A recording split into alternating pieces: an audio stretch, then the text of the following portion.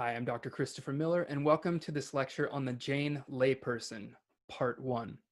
This lecture will carefully follow Paul Dundas' book, The Jains, pages 187 to 204. We've already looked at the Jain ascetic. We looked at the Jain ascetic in two parts, Part 1 and Part 2, and this will be the first part of 2 that looks at the Jain layperson. We've discussed the Jain layperson in their relationship to the ascetic, but in these two lectures, we're going to focus even more closely on what makes the Jain layperson unique within the Jain tradition. If you take a look at the image here on the title card, you see some Jain lay people in a contemporary setting at the Boston inauguration of the Boston Jain Center in 2010. This is an image from the Harvard University's Pluralism Project, and it shows lay Jains who are practicing their faith or their tradition in a contemporary context. You can see that they're trying to share with the community some Jain values, some of the core tenets of Jainism, or what they consider to be the core tenets of Jainism. You can see that it's very colorful. The sign itself has many of the colors of the rainbow, for example, and the lay people are dressed in very beautiful clothing. This is the Jain way of life. This is Jain life in general. This is the Jain householder, right? Most Jains are householders today, and they live all over the world, and they share their tradition in a variety of really interesting and nice ways. So here you see the sign. It says Jainism, a way of life. So it's showing the world that this is a way of life. It's not just a belief, right? Although they use the word Jainism, which I've discussed as sort of a bad colonial word, it's being reinterpreted and redefined here to show that it's not just a set of beliefs. It is a way of life. And above that, you see the word discipline, although part of it's cut off. And the Jain way of life, of course, requires a lot of discipline, as we've seen, both from the ascetics as well as from the lay people in the way that they control their passions and seek to eventually achieve liberation. Underneath Jainism, a way of life, we see live and let live, forgive and introspect, respect all living beings, and respect the environment. Now, these are not necessarily translations from Jain texts or ancient Jain teachings per se. What they are adaptations of these ancient teachings of nonviolence and forgiveness and compassion and so forth, being put into an idiom that today's cultural setting will understand, right? Live and let live. That's not an original Jain phrase, but it's being used here by the Jains. We can see that they're discussing environmental issues, or they're calling attention to the need to respect the environment, which of course comes along part and parcel with the practice of nonviolence, as well as respecting all living beings, which does the same. And forgiving and introspecting is part of the spiritual life. So here we are, a very vibrant lay community, and we'll talk about them in these next two lectures. The topics that we'll look at in this particular lecture are the 12-fold lay vows. So as you will recall, the ascetics took the uvrata, those 5 vows, as well as some additional things. Here we're looking at the 12-fold lay vows, known as the uvrata. So uvrata meant the great vows. Uvrata means lesser vows. They're very similar to what the ascetics practice, but they're not practiced to the extreme that the ascetics practice them. Because these are householders. These are people who need to make money, who have families, and so on and so forth, and businesses. And speaking of businesses, we'll look at reputation in the Jain tradition historically. The Persian word that we'll look at for this is arbu, and the Sanskrit word is pratishta. How do Jains develop good reputation? Why do they? For economic purposes, both historically and contemporaneously. So we'll look at the word and the concern with reputation and how it connects to their religious and spiritual practice. We'll look at how reputation can be increased through the institutions of dana, which we've looked at in the previous lecture, of giving, as well as fasting, which we've also looked at, how the lay people can give philanthropically, as well as fast in order to gain reputation. And we'll see that this is there are two very gendered ways of increasing one's reputation. Dana tends to be an institution of the male, and fasting tends to be an institution of the female. Finally, we'll look at lay icon and temple worship. So how do lay people worship today in the Jain tradition, as well as historically, with images or without images, and in temples or without temples? That is known as puja, and we'll look at it here as well as in future lectures. So just as an overview, though absent at first, the Jain laity emerged as their own vocation. As we recall, in the beginning, the Jain tradition was essentially ascetics who had left social life and social bonds. But eventually, as we see in Jain texts, a Jain community, lay community, begins to surround and support the ascetic community. And they are the most numerous, of course, in population, and that's why they're very important to consider. And they're living normal lives like you and I, but they're doing it according to Jain principles.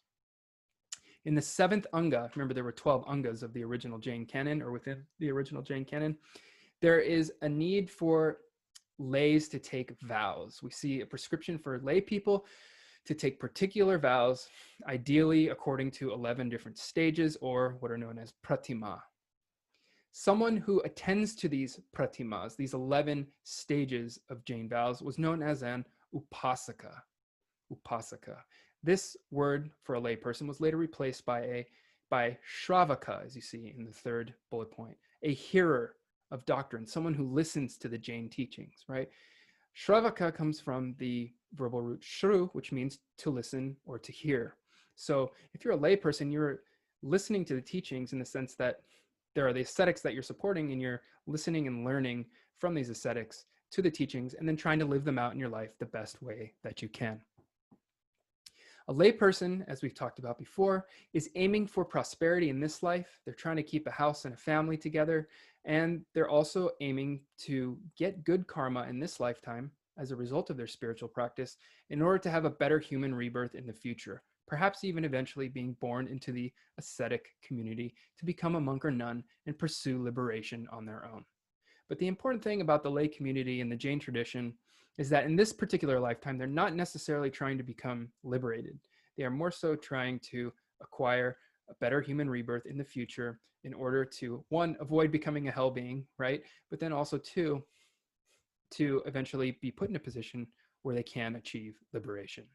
So you see here on the right an image, a very colorful image of the Jain lay people performing ritual practices within a Jain temple, something that is common all the way for many Jains to this day. So let's look at the 12-fold lay vows, the vows that lay people have to take. Right? These are the 12 uvrata that a shravaka must take.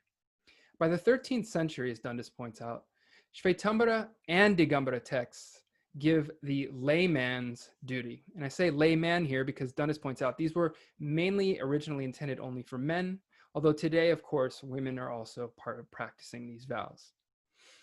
These 12 lesser vows begin with 5 vows that we already know and we've already seen in the ascetic tradition: nonviolence, ahimsa, truth, non-theft, chastity, and non-possession.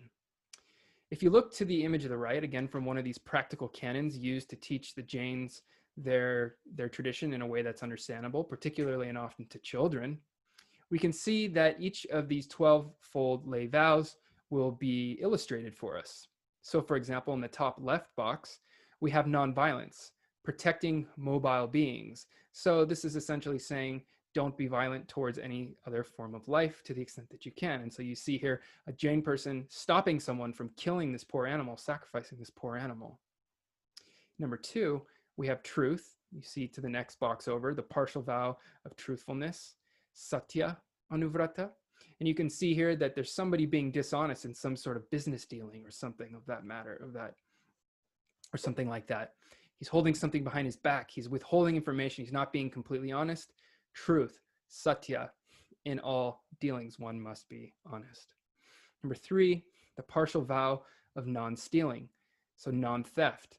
Don't steal things. Here we see a boy being caught, perhaps by his father, stealing money out of his wallet or out of his coat pocket there. So don't steal. 4, chastity, a partial vow. Remember, these are partial or lesser vows, because if you're a Jain householder, chances are you're going to get married and have children. What the partial vow of celibacy or chastity implores one to do is to not have sex outside of marriage, right? You have one partner and you stick with that one partner for life, as opposed to an ascetic who would not have any partner, right? But within the Jain tradition, when you're married, you may have your partner, your wife, or your husband. And number 5, limit your possessions, non-possession.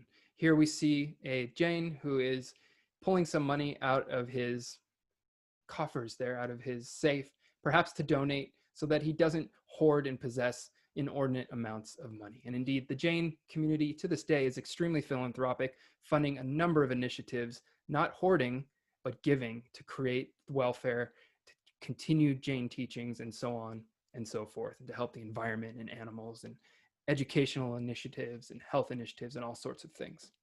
So these are the first 5 vows, the same as the five great vows of the ascetics, but here they are lesser vows, anuvrata. Instead of mahavrata, they are anuvrata. Practice, but not to the same extreme or extent of an ascetic. Vows 6 through 8, as we see, are known as the 3 subsidiary vows, the guna vrata. These include 1, or number 6, the dik vrata. Dik, as you recall, means space, like the digambara is space, the space clad. Well, in this case, the dik vrata means you restrict excess travel and unnecessary movement through space. Okay, so if you look at the image over to the right next to the non-possession image that we just looked at, you see a man in a green shirt holding up his arms, and you see the 4 directions. The dik vrata is limiting the movement in all directions through space. Why? Because any movement causes some form of violence. Driving your car, even walking, you might step on a bug, whatever it is. So although householders need to travel to perform basic things like go to the store, travel for business, so on and so forth, there is a vrata, or a vow, within these 12 full day vows, to be mindful of the amount that you're undertaking to lessen the amount of violence that you inflict upon the world. Dik vrata. The 7th is boga upaboga vrata, avoiding excess enjoyment. So boga means enjoyment, and you want to limit the amount of enjoyment you have, limit the things of daily usage, as you see in the next image below, where the man is sitting and eating on the floor. He doesn't have a chair. He still is able to eat off of a table. He has the basic things he needs. He has his scriptures, his books, a few little items, household items, some clothing, but he doesn't have excess items or excess consumer goods or anything like that. He's avoiding excess enjoyment, and that is the 7th vrata, boga upaboga. Don't overdo it. Number 8, anartha danda vrata, abandon general deleterious or destructive activity. As you see in the image next to the upaboga boga, you see the man is picking flowers. Underneath it says, giving up futile, violent activities. You see another man, the Jain man, of course, saying, hey, you don't need to be pulling all those flowers out of the ground. Let them live. There's no reason. That man may have wanted to give those flowers to his girlfriend or something, or his wife or something, but that's a nice gesture, isn't it? But you know what?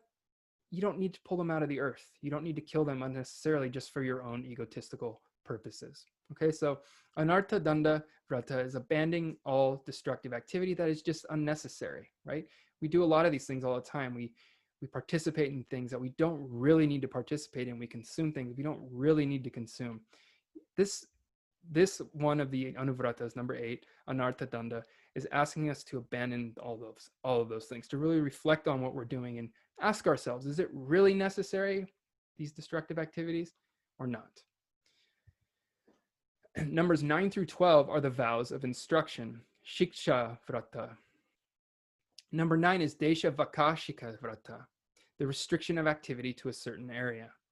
You see this in the bottom left, regulating daily activities. So we skipped over the vow of equanimity, which we will return to in a moment, but in the bottom left image, regulating one's daily activities. This is not dissimilar from digvrata, the one where you're being careful about the direction that you move in and the direction that you go to make sure you don't inflict too much violence. With the desha vakashika vrata, you're restricting your activity actually to a certain area, your habits, in a way that will inflict less violence upon the world, because you're being very careful about where you go and how far you go and why you need to go there.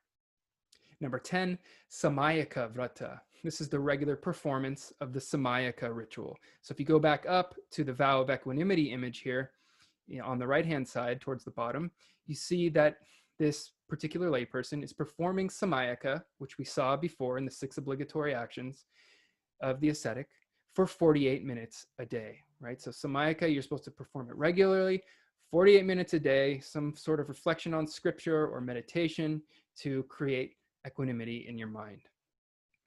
And finally, the last 2 are the 2 that are most practiced today in the Jain tradition, and we'll look at how and why.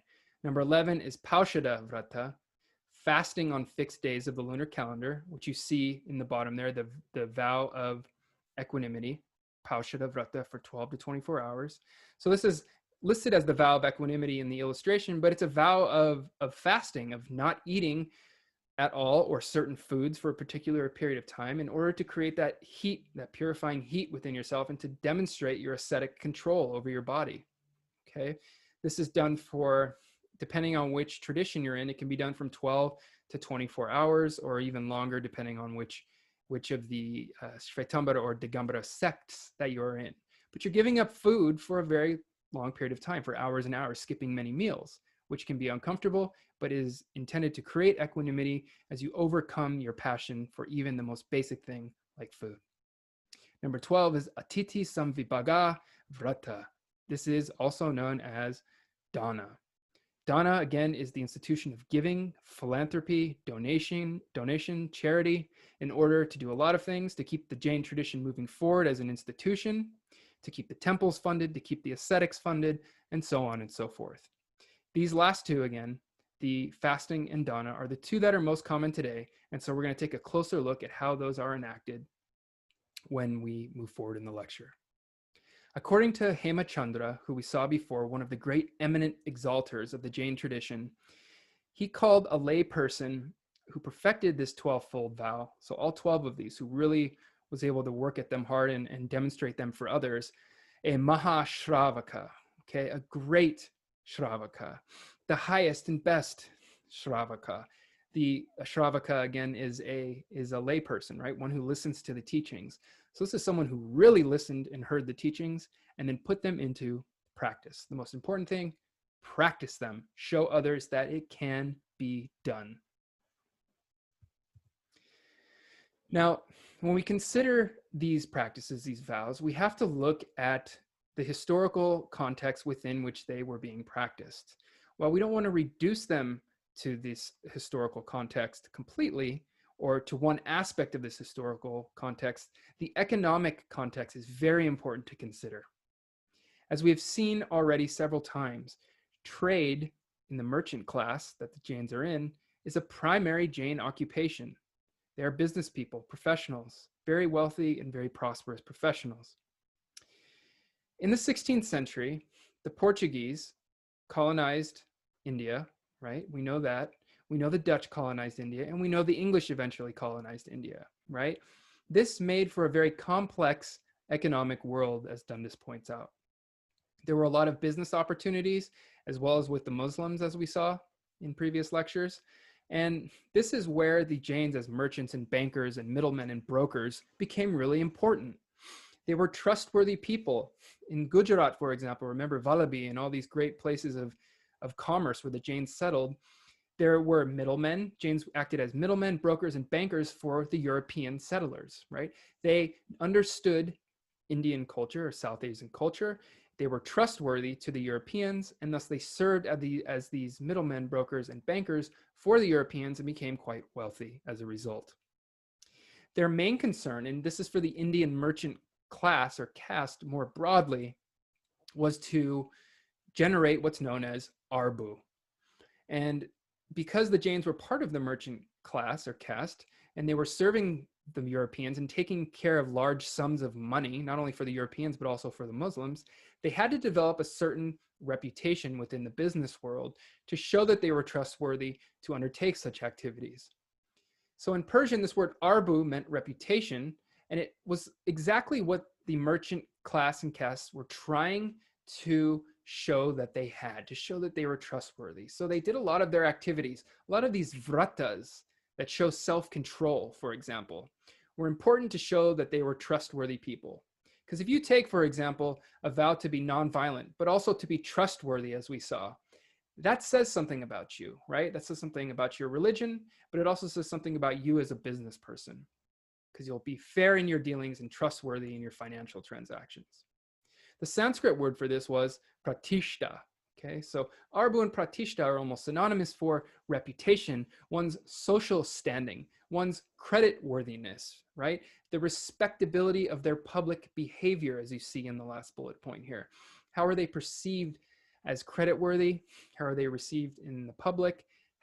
What is their social standing? Can you trust them, right? So we can see how the Jain tradition and all of its vratas, these anuvratas that the lay people take, would, if they're practicing them in public and just demonstrating that behavior, indicate that they have a very high and good business reputation. And indeed, this carries forward all the way to this day, because Jains are still very much this reputable merchant or professional class worldwide now, who have become quite prosperous because of their self-control, because of their creditworthiness, because of their respectability of public behavior. Some key determinants of Arbu and Pratishta, of this reputation, were: one, lack of scandal. So we can see that if one is abiding by the anuvratas and belongs to a religious tradition that is committed, even if you're not an ascetic, to the anuvratas, that they will probably have a lack of scandal, because you wouldn't get involved in things and do things you shouldn't do. Number two, strict vegetarianism. Because all the Jains were vegetarians, generally speaking, they showed a great deal of sensory self-control. They didn't overdo it. They didn't eat things they didn't need to eat, right? They were able to eat less and still thrive and do better, right? So they had this work ethic and this self-control that was very admirable. Okay, so lack of scandal, self-control, particularly in diet. Number three, regulated marriage alliances. So again, this goes back to that endogamous economic caste marriage system that we discussed a while back, where Jains will tend to marry within their same economic or endogamous group in order to show, that they're aligning themselves. Families are aligning with other families that are in the same economic sphere as they are, right? And this could be marriages between Hindus and Jains even, but it's just to show that these marriage alliances are being regulated between powerful families and prosperous families, and they're working to protect their wealth and the wealth of others. And number four, dana, temple upkeep, festivals, and animal hospitals, for example. Dana, again, being charity. So Jains are very, very philanthropic, as I've said over and over again, very generous. And they give a lot of money. They don't hoard their money. They give a lot of money for things like temple upkeep, festivals, animal hospitals. Today, education, right? They funded a lot of positions in universities, including my own at Loyola Marymount University. They've been very generous that way. And this also shows, if you're willing to be generous, to give towards good causes, to support good causes like these, it increases your reputation, just as it would for any other business person who's very philanthropic, right? You give to things that you believe in, that increases your social standing, no matter who you are, right? But the Jains do it in a very meaningful way that's also connected to their religious principles, right, of nonviolence and so forth. So that's why you see animal hospitals and environmental causes and education causes, for example, being supported through this institution of dana. To the right here, you see a very common site within a Jain temple in India. You see a donation box in yellow there at the front. And it's here that someone can come and drop some money in to support the temple, right? This is a very quick, easy, fast way when you're visiting the temple to give some money for the daily upkeep of the temple. And of course, much larger donations are given by the Jain community for this and other causes. One of the ways that this is done is through a process that Dundas highlights called bidding. Bidding is done as if you are bidding in an auction. And that's primarily kind of what it looks like, right? This, as we'll show, is a very gendered way of giving dana. It's the male demonstration of reputation, and dana is itself, the gifting and the philanthropic action is a male institution, generally speaking, within the Jain tradition.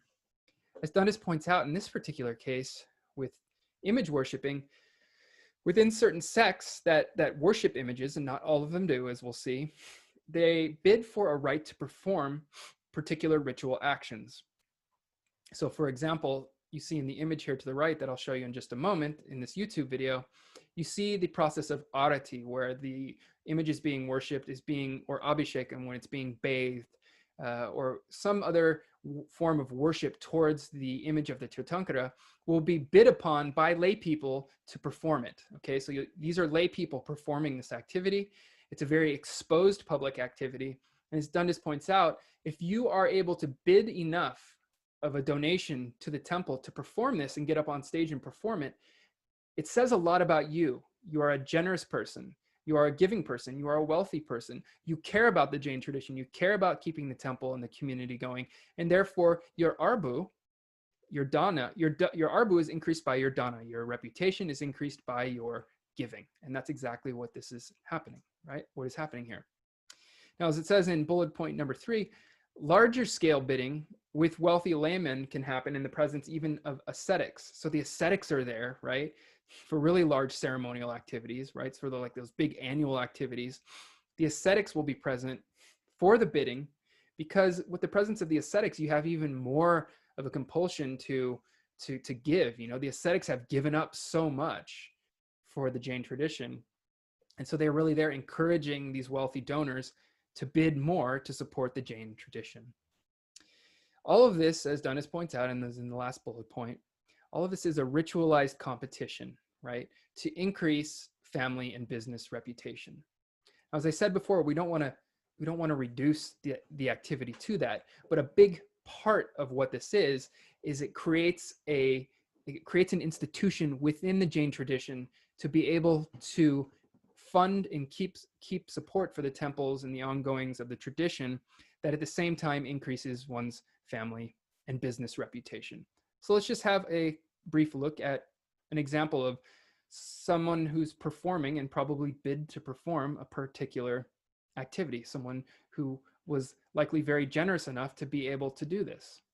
संलग्न रत्न किरण छवि दूषरान्वि प्रसीद तापमल मुक्तमयी प्रकष्टे भक्त्या जले जिन पतिं बहुधा विसिंचे ओम ह्रीं श्रीमन्तं भगवन्तं कृपासन्तं रसवादिमावि पर्यन्तं चतुर्वेष्टि तीर्थंकर परं देवम् अजनामादे जम्बूद्वीपे भारतस्य त्रे आर्यखण्डे राजसन्तान्ते भीलवाजिले जातुनां नगरे वीर निर्वाण संवत्सरे 2542 मासानां मासे मासोत्तम माघ मासे कृष्ण पक्षे आज दोज सोमवासरे मुनियारे का नाम श्रावक का नाम सकल कर्म क्षार्थम जलेनाभिषिंचे नमः स्वाहा ओम ह्रीं श्री वृषभादि वीरांतान जले स्नप्यामीति स्वाहा ओम ह्रीं श्री वृषभादि वीरांतान जले स्नप्यामि.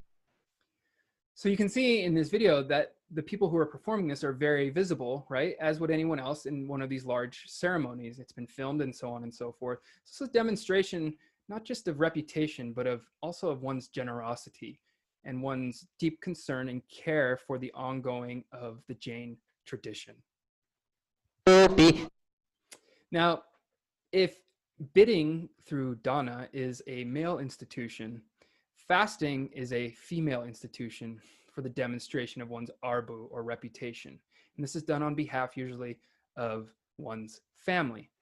In medieval texts, as Dundas points out, both men and women fast. But today it is mostly women. That's not to say that men don't fast, they certainly do. But most of the responsibility for fasting is undertaken by women. It's a public event. Again, this is public, right? Just as the bidding as dana was. And it confirms the reputation of the family as well as the woman's own self-control, because she's basically demonstrating and embodying the very vratas, or vows, that the Jains value so highly in their system of soteriology, of trying to achieve liberation, of trying to burn karma. So if you can do this publicly, you increase your family's reputation as well as your own, that you're demonstrating your own embodiment of these Jain ideals, the ideals ultimately of the ascetics and the tirthankaras, even though you're a layperson. For the Shvetambaras, these big fasting events will typically last for 24 hours. And for the Digambaras, remember the Digambaras always take things to the next level. Last for 48 hours, so twice as long, typically speaking, right? So 24-hour fast for the Shvetambara, 48 for the Digambara, but in some events, as we'll see in a moment, it can go on for longer than that. We'll see someone who's eating her first after 5 days consecutive fasting. If you've even fasted for a day, you know how uncomfortable it can be. Imagine doing it for 5 days. At the end of these female demonstrations of fasting for reputation and for spiritual practice, a photo book is created in commemoration, where the women who made it through the fast will get their picture taken and put into the photo book. So this is where Dundas is pointing out, if your image is in that photo book, that increases your reputation and the reputation of your family, right? From the perspective, the economic perspective of arbu and social standing. However, once again, we can't completely reduce the institution of fasting just a reputation, of course, because it's connected always to the broader idea that one must burn one's karma through one's austerities. So it's all of these things always all mixed together. I'll briefly show you a video now of a woman who, after fasting for 5 consecutive days, is going to take her first sip. And just look at the look on her face when her body kind of absorbs that fluid in that broth or whatever it is. Like, it just takes her over with joy, right? She's given up so much, and this is really a celebration of her ascetic practices and her power.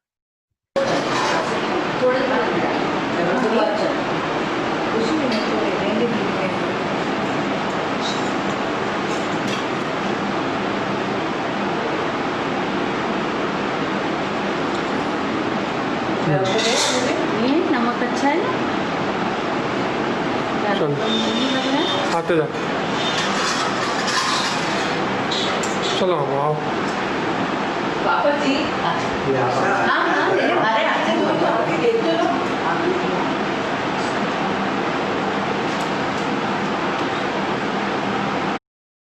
Okay, so you get the point there.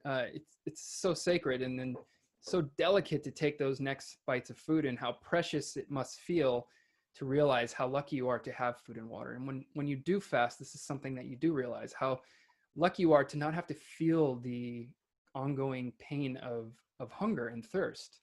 And so this is really also a celebration of that, how lucky we are. Okay, so within the lay tradition, broadly speaking, there is this thing called puja, or worship. It usually happens within temples and towards images of the Tirthankaras, or some saint within the Jain tradition. This is only carried out by those who are willing to worship icons. Not all are. For example, in the Shvetambaras, there are 2 groups called the Murti Pujaka and the Mandir Margi, who are willing and who do worship these images or give devotion or ritual devotion to these images. Murti Pujaka Murti means an image, and Pujaka is someone who gives worship. So these are people who give worship to images. And Mandir Margi means one who is on the path that worships within temples. Margi, Mandir means temple, Margi means path. So these are people who accept temple worship as legitimate. As we'll see in future lectures, not all do, but those who do take it quite seriously. And there are temples all over the world, really, that have images of the Tirthankaras that are regularly worshipped. The Jains claim, as Dundas points out, that the first emperor Bharata, in India, installed a large number of icons of the Tirthankaras, not only in India, but all over the world. There are even claims, for example, that Bharata left an image in Austria. So this idea that there even have been installed in Europe is alive and well. Okay, so this idea that Bharata, the first emperor of India, would install images says that it should be okay to worship these images, essentially. Okay. Where does it come from? Historically, well, Dundas points out that icon worship may have evolved from what are known as the yaksha cults. We've talked about the yakshas before. These are the gods and goddesses who live in trees and who were part of the broader religious culture out of which Jainism emerged, right? So there were already images of these yakshas and yakshis being worshipped in North India, in that Gangetic plain where Jainism developed. It may be the case that the current or the worship of Jain images may have evolved from those practices, from the practice of giving devotion to these yakshas and these yaksha cults. The first archaeological evidence that we have of these icons of Tirthankaras is, the first one is in the 3rd century BCE, right, in Lohanipur. This is debatable, as Dundas says. We don't 100% know if it's a Tirthankara.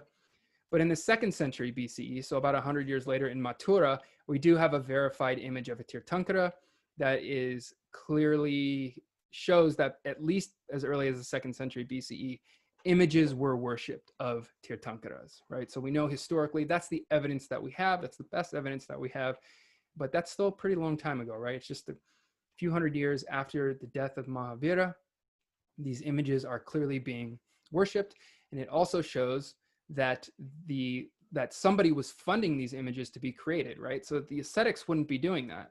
It had to have been people who were supporting the ascetic community, lay people, right? So you can see that the creation of temples and the creation of icons and images of the Tirthankaras and saints to be worshipped had to be funded, and therefore this lay community is so vital for the survival of the Jain tradition and Jain teachings. Some basic iconography, as you can see in the last bullet point here, since the first millennium of the Common Era, shows that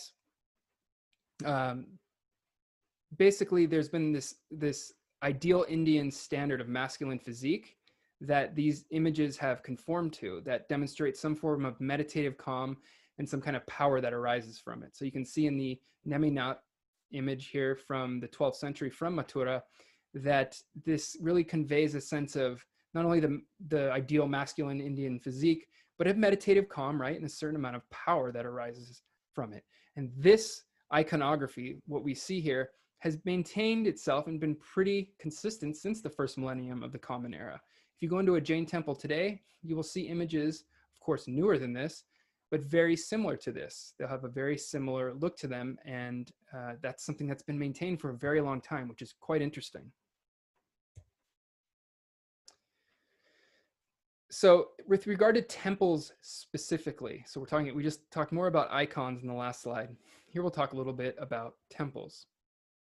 Temples at first within the Jain tradition match those of the Buddhists.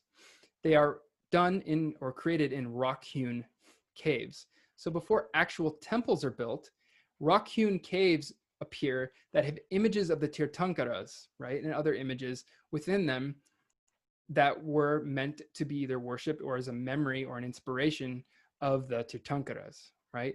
By the medieval period, the temples take a certain form that would be similar to those that we see even today. So in the bottom right, you see a temple that we'll look at in a moment. In Rajasthan, they take this form that will remain fairly consistent from the medieval period all the way to this day, right? So that's pretty fascinating. That's a long time to maintain similar architectural qualities after coming out of the caves. And we'll have a look at both the inside of the caves as well as the temples in just a moment. Now, one of the things that Dundas points out, and this is going to be true across the board for a lot of things, these temples share traits with Hindu architecture, right? They didn't grow out in a vacuum, these Jain temples. There were Hindu temples being built, right? And these Hindu temples had what's known as a shikara, which was symbolic. It was a high point within the temple that was symbolic of Mount Meru, a sacred mountain in Hindu cosmology and Puranic cosmology, as well as in Jain cosmology, right? So it looked similar. However, what distinguishes the Jain temple, among other things, from the Hindu temple is that these areas within the temple are meant to recreate not a Hindu temple, but the Samavasarana, right? The original space, as you may recall, under a tree in which Mahavira gave his first teachings to his disciples, to lay people, to animals, and to the gods. So the Jain temple is a replication always of the Samavasarana. It's a place to come and see where Mahavira gave those original teachings, how he gave those original teachings, and to be inspired to bring these qualities back into your life every time you enter. So you're going in essentially to receive the teachings of the Samavasarana, where Mahavira gave his first teachings, every time you enter a Jain temple. The last thing, for example, that I'll show you in a moment is the Dharna Vihara to Urshaba, the first Tirthankara. This is the temple that you see down here on the bottom right at Ranakpur in Rajasthan. That was built in 1441 of the Common Era, okay, so in the 15th century. This, as we'll see, it models the Samavasarana, so it's a replication, a nice, beautiful replication of the Samavasarana and the mythical continent Nandishwara, where Jain teachings are said to have been given, okay? It was abandoned in 1897, but is still there and is still widely visited, as we'll see, as a pilgrimage and tourist attraction. Even Westerners go there to admire the incredible beauty of the architecture of this temple. Okay, so we're going to look at both these videos right now. We're going to look at the the Dharna Vihara to Urshaba at Ranakpur in Rajasthan, and we're also going to look at some of the earlier rock-hewn caves that were some of the predecessors of these temples.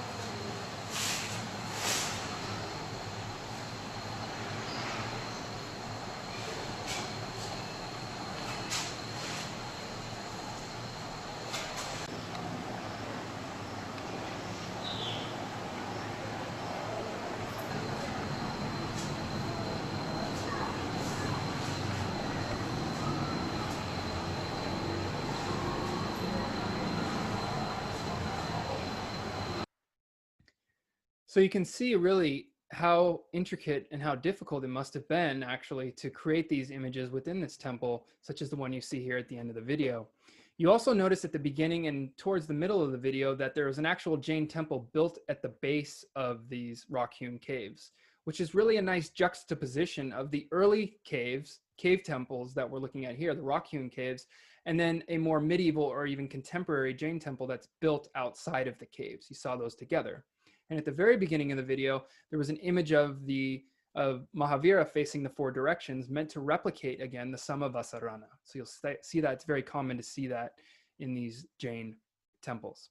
So those are Jain caves that were in Madhya Pradesh, as well as the temple that was built right outside the caves. Really nice tour that we got there from this YouTube video. And next, I'm going to show you the Dharna Vihara to Urshaba, the first Tirthankara, at Ranakpur in Rajasthan. So we're going to watch a video from NDTV that kind of interviews people who have gone in there and shows us some of the incredible architecture of this great cultural feat.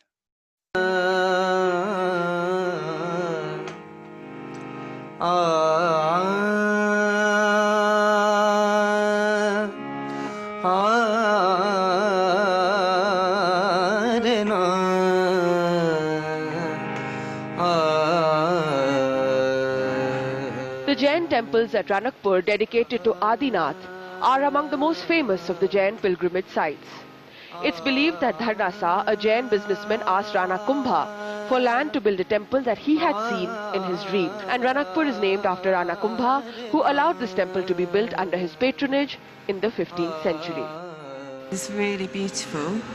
So yes, we've been to lots of different temples, but nothing is intricate. I think it's an amazing place. The carvings are fantastic. Very difficult to take photographs of though, because it's too much of it, too much to photograph, but it's just a really peaceful, beautiful temple. The temples are famous for their carvings, and what's astounding is the number of pillars in the temples. More than 1,444. All the pillars are differently carved and no two are the same.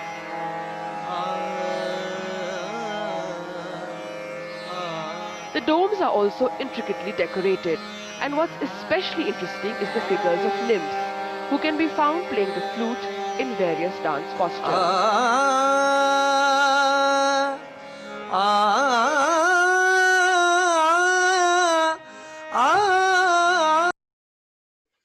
Okay, so we can see from this is a vast temple complex compared to the smaller one that we saw in the previous video. And now that you've gone through this course and up through this lecture, you can really appreciate much more than just the beauty as a tourist would, but you also appreciate the philosophical significance, the mythological significance, the cosmological significance of a place like this that's intended to so intricately, as they say, reproduce the Samavasarana, and to also here it's paying tribute to Adinath or Urshaba, the first of the great Tirthankaras. Maybe someday you'll get to go to Ranakpur and visit this place yourself. So this was the first of 2 lectures on the Jain layperson. And we went over a lot of things. We went through the lay vows, we went through lay temple worship, we went through dana, the institution of giving, we went through fasting. We saw how those were both gendered to male and female respectively. And we end here with these nice documentary videos of lay icon and temple worship. We'll continue and complete our overview and introduction to Jain lay practice in the next lecture, and I look forward to seeing you then.